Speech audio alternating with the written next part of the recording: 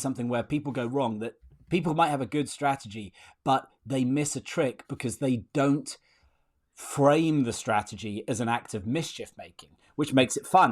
Welcome to this strategy talk. Today's guest is Alex Smith, strategy consultant and author of the brilliant book No Bullshit Strategy. Hey, Alex, good to see you. Good to see you too. Thanks for having me here. Alex, what was the most strategic thing that you did today? Oh, well, you're gonna stump me straight away. Because the hard part of that is I can't even remember what I have done today. It just sort of slips in one ear and out the other.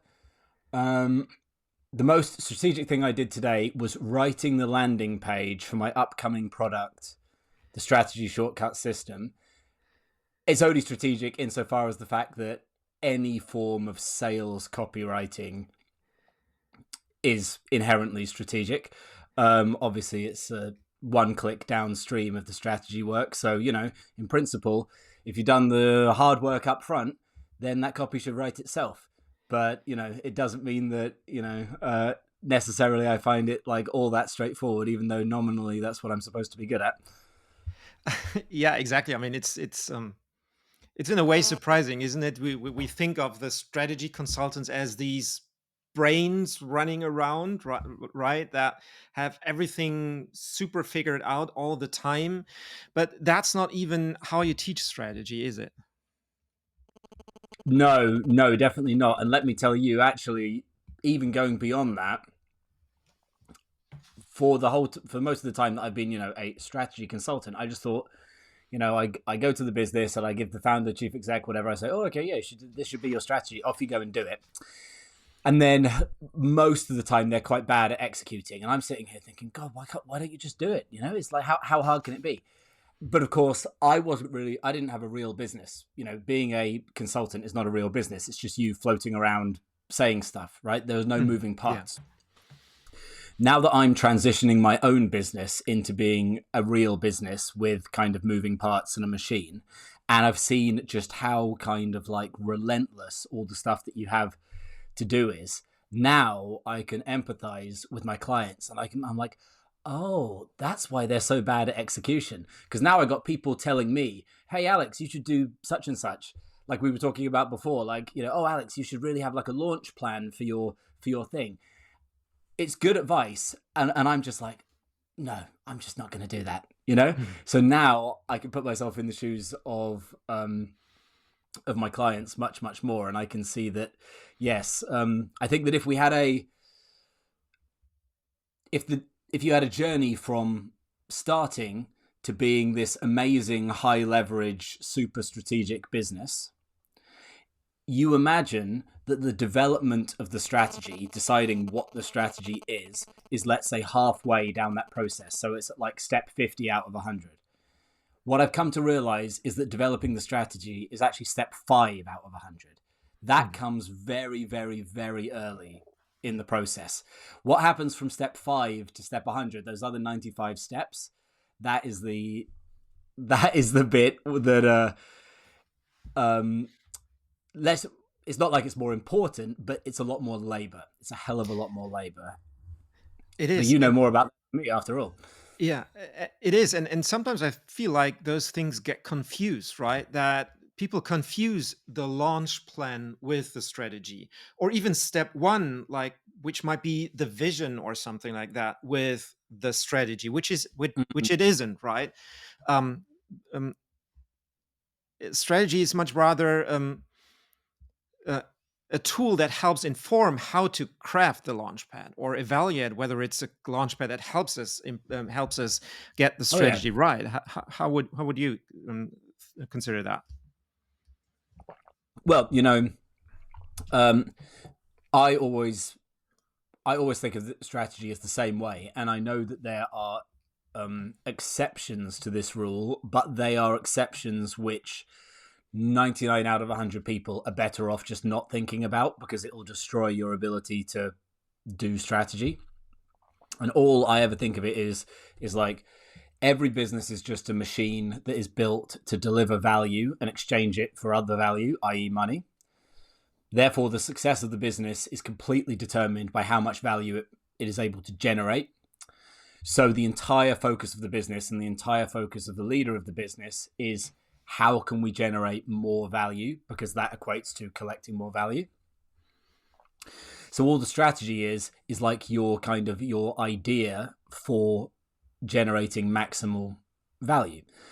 And it's the only thing that business exists to do. You know, a business might have like 1,000 moving parts, but all of them are subservient to one single thing, which is being this system that spits out one particular form of value, not 10 forms of value, one particular form of value. That's it. And if you can do that in a way where it's something that people want and it's something that people can't get from anywhere else, then the business is going to make money completely automatically, and it's going to be very easy to run. And that idea that sits at the top of the pyramid, that is the only thing that business does, it therefore determines every single other activity that the business does. It determines the shape and sequencing of every single moving part.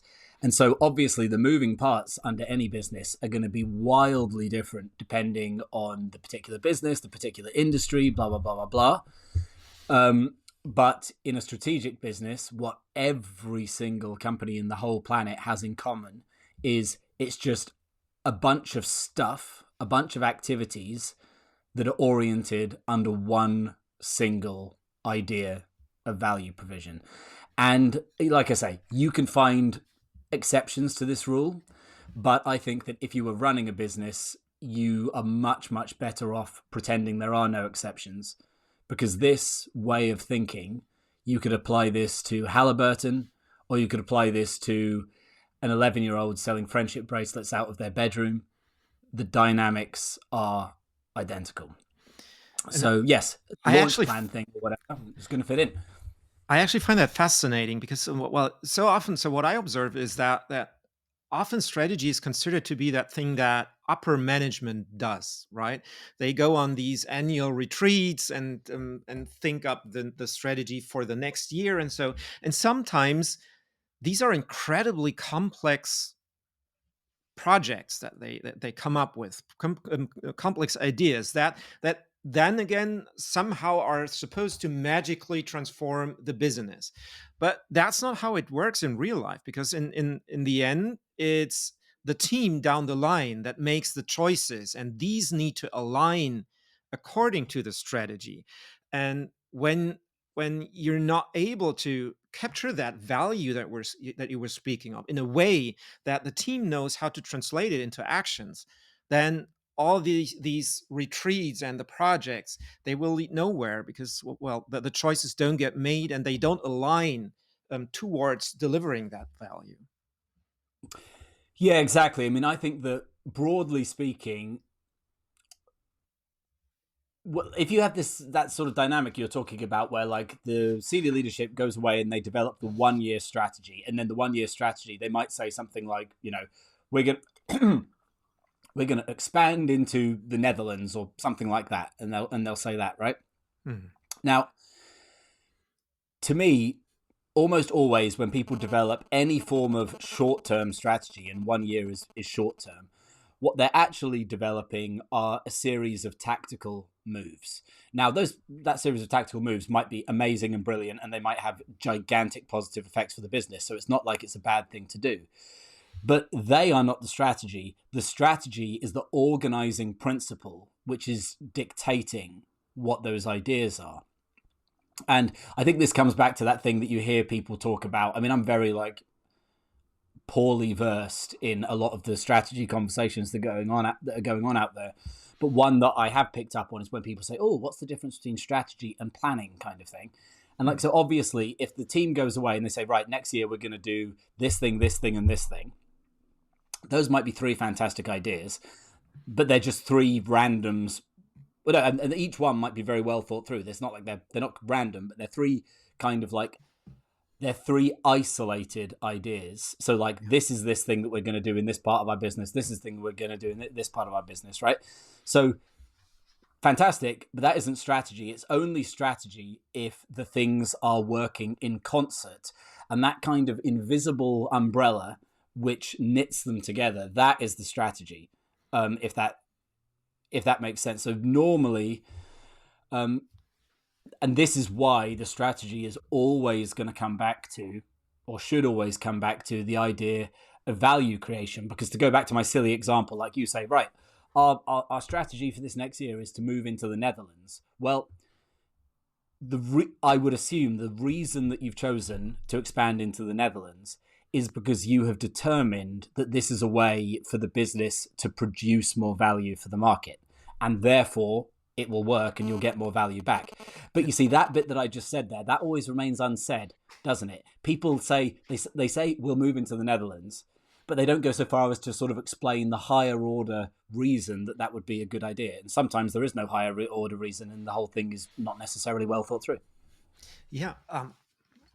And also, just claiming the goal to be to expand to the Netherlands, it makes it kind of meaningless for the team, right? So, I mean, Yes. why do we do that? Where's the passion here? Where's the impact, the difference that we're making? And that reminds me of a concept that I found really curious among your writing. At some point you write that strategy should be joyful. I think that might play a little bit into this. So could you expand a little bit on that? So what do you mean by that, and how should strategy be joyful, and what's the benefit in that? So the first thing, without sort of going over repeating what I've said, is that strategy, to my point earlier on, is an act of giving. So there is something inherently generous and abundant and expressive, and this is me opening myself to the world and giving my gifts. So that's already quite joyful if you understand it that way, which is the way that I do understand it.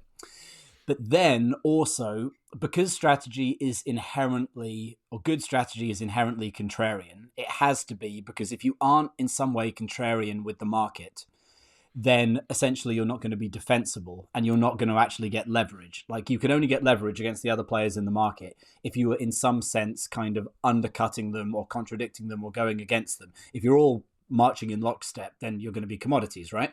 So because there's always an element of contrarianism in there, there's always an element of mischief. There's always an element of troublemaking. So that can be kind of fun, and this is maybe something where people go wrong, that people might have a good strategy, but they miss a trick because they don't frame the strategy as an act of mischief making, which makes it fun, and it makes everyone in the business feel like, oh, we've got this cool business and we're doing this thing that matters and we're doing this thing that's changing our industry.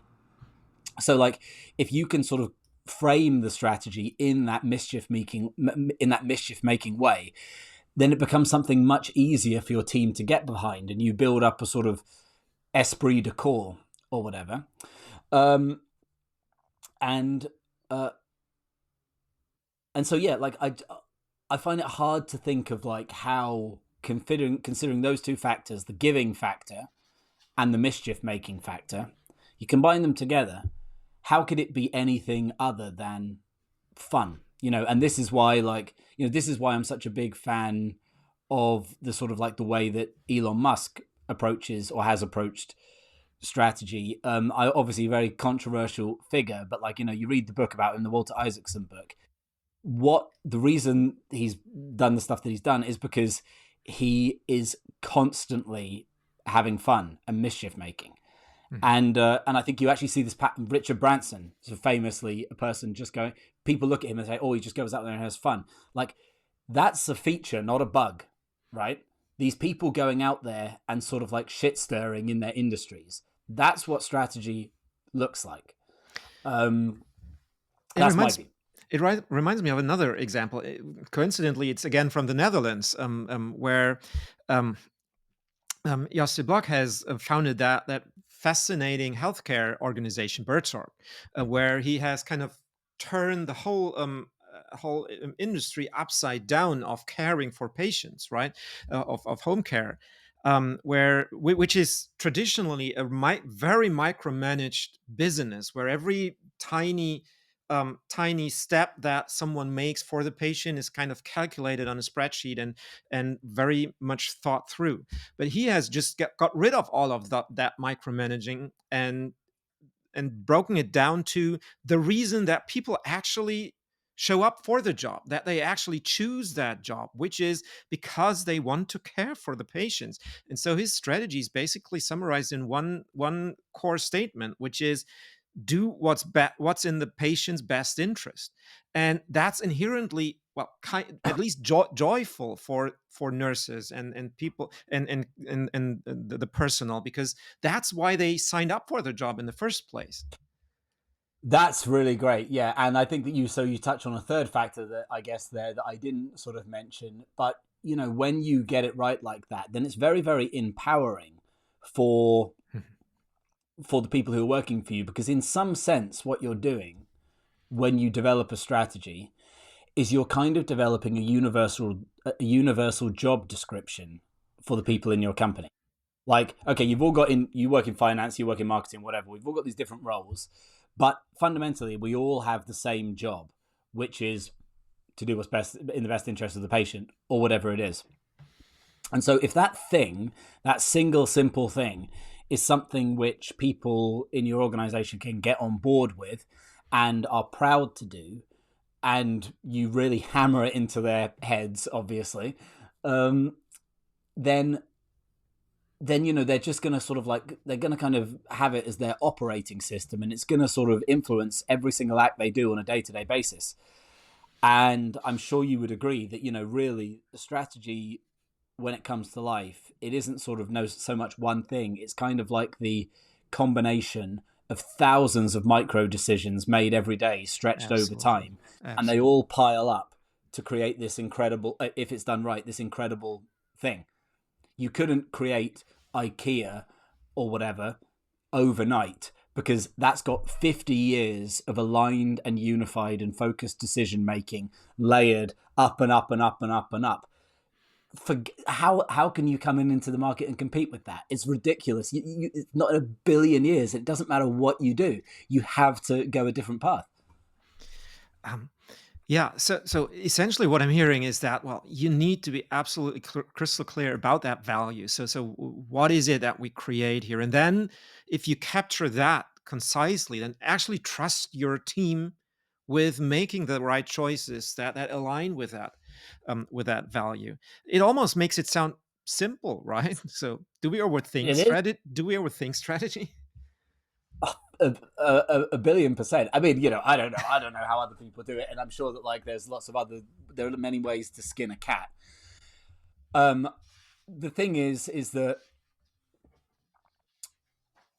I think it is beyond simple. And actually, I don't believe that there should be anyone out there with the job title strategist, because I think it kind of makes a sort of mockery, because I actually don't think there are enough moving parts in the strategy game that it's worthwhile anybody sort of doing it for a job, myself included, because actually it's so kind of like there's so little meat on the bones in a sense that to me, it's a little bit like having a job as a communicator. If someone said to you, "Oh, I'm a communicator," I would be like, "What?" It would be like, "What the hell does that mean? Like, isn't communication just something that people have to do as a sort of underlying part of doing something bigger?" And to me, that's what sort of like strategy is as well. The problem is that although there's almost nothing to it, in my way of looking at it, the stuff that there is to it is very counterintuitive for most people, and most people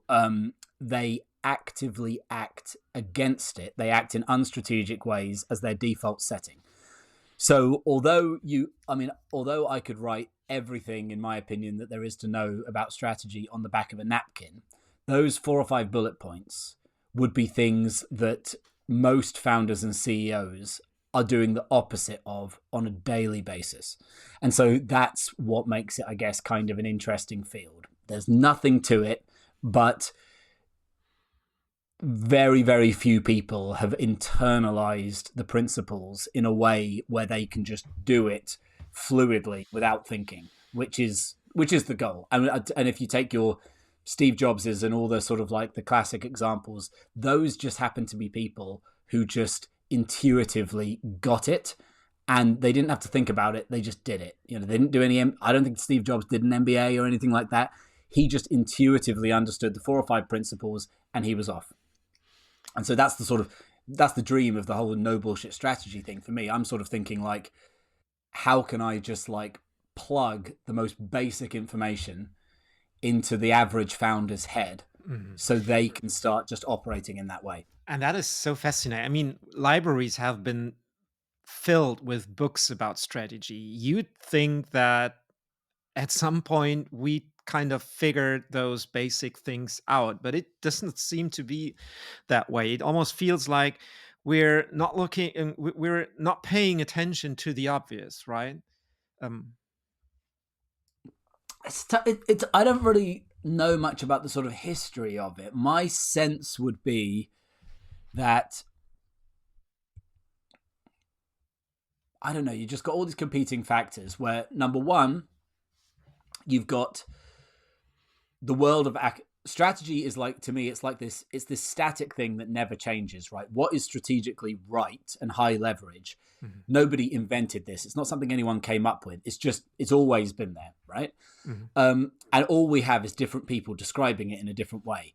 Now, obviously, who were the two main groups of people who described strategy and described it completely correctly? Consultants, high-paid consultants, and academics. What do those two groups have in common? They have an incentivization. They're incentivized to complicate, both of them. Like, so you can charge more, or so you can write a longer paper, get more funding, whatever. Like, they're doing great work, but just in both cases, they're not rewarded for brevity. That's just a fact.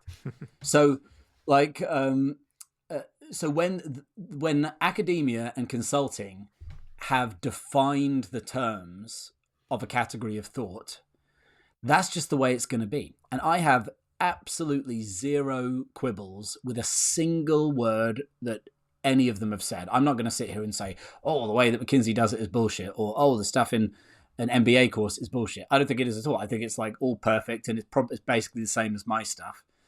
It's just stylistically different because of the incentives. And yeah, there's been very little people out there who feel incentivized as I do to push as hard in the opposite way as possible and say, well, what really are the fundamentals here? And what's all the stuff that, although it's interesting, to be honest, most people can just ignore it. mhm. And that's hard sometimes to do. I recall a quote by a famous computer scientist who once said that that the sad story is that complexity just sells better, right? And in larger corporations, that certainly feels true to a certain degree, and in academia also. I recall that from my own time back when I did my PhD. That, well, sometimes, yeah, it does feel that way, that when it just sounds complex, it must be somehow sophisticated, when in truth it's actually most of the time the opposite way, right? That the ultimate sophistication is when you manage to make it simpler. I guess we're having I'm just sort of thinking out loud here, but I guess we're sort of having there's a bit of a sort of revolution in all of that, prompted by obviously the change in the sort of like the media landscape and where the seats of power lie. Because there was a time when that was true, but that was a time before social media. Now, obviously the big corporations haven't caught up with this, but this over time, it's going to unfold this way. What sells is now governed by what actually works on social media, basically. And so that is going to completely shift the landscape of so many industries. If you look at someone like Alex Hormozy, have you seen much of his content? Certainly, yeah. I know him. So, like, Alex Hormozy, like, he's saying stuff which, again, you could have read in a million books for a long, long time. But because he's kind of boiling it down in a social media friendly way, he's massively increasing the accessibility, and he's getting exponentially more impact than people who were saying that in an old-fashioned way. So he's just one node of this, and I think that over time we're going to see we're still a little bit of a way away from like Shell hiring a sort of social media influencer to do their big strategy thinking. We haven't got there yet. They will still, be more comfortable buying the complexity. But of course, the executives who are making those purchasing decisions are like, I don't know, 60 years old. And it's still kind of like a hangover. But I think we're going to see a complete turnover in all of these industries where everything, I think, is going to be sort of Alex Hormoziified, purely because the incentive structures have changed. The academic incentive structures are dying, and the social media incentive structures are coming to the fore. So who in each industry is going to be positioned to be that new version of whatever field they're in? That would be my sense. If I'm now kind of the CEO or the founder of a company who's been doing strategy for years or even decades, and it's kind of worked, but not really got me the breakthrough. And I think, well, now might be the time to cut down the bullshit, to really make no bullshit strategy. What would be one or two recommendations that you could give me to make that happen and to make that switch today or this year? I think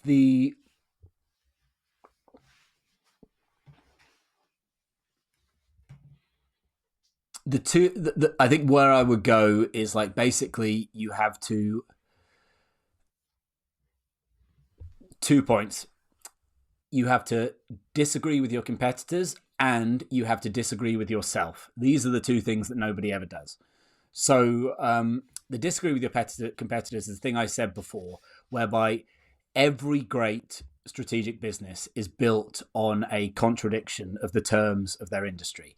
And the problem is that, like, if you actually examine what you believe versus what your competitors believe, you'll actually find that you believe exactly the same things. The normal method of competing in an industry is that people fall over themselves to see who could agree with each other more. Like, you think customer service is important? Well, we think customer service is really important. Whereas obviously the strategic hypothetical thing would be, you think customer service is important, and actually we don't think it matters. And we actually sort of remove it, and then we're able to do this other thing instead. So if you can't find some form of, and also disagreement is great for sort of sales copy, marketing copy, whatever, because it gives you that sense of mischief we were talking about before. So you've got to find the sense of disagreement with your category. 99% of businesses have no disagreement with their category, or what's even worse, and I can't stand this, and I see it all the time. People say something like, well, of course we disagree. Our competitors, they believe it's okay to treat their customers like dirt, whereas we don't think that's okay, therefore we disagree. So it's like a bad faith disagreement. Like, it's a fake disagreement that means absolutely nothing. Whatever the disagreement is, it has to be something where if your competitor was sitting in the room, they would say, well, yes, that's true. We do think that.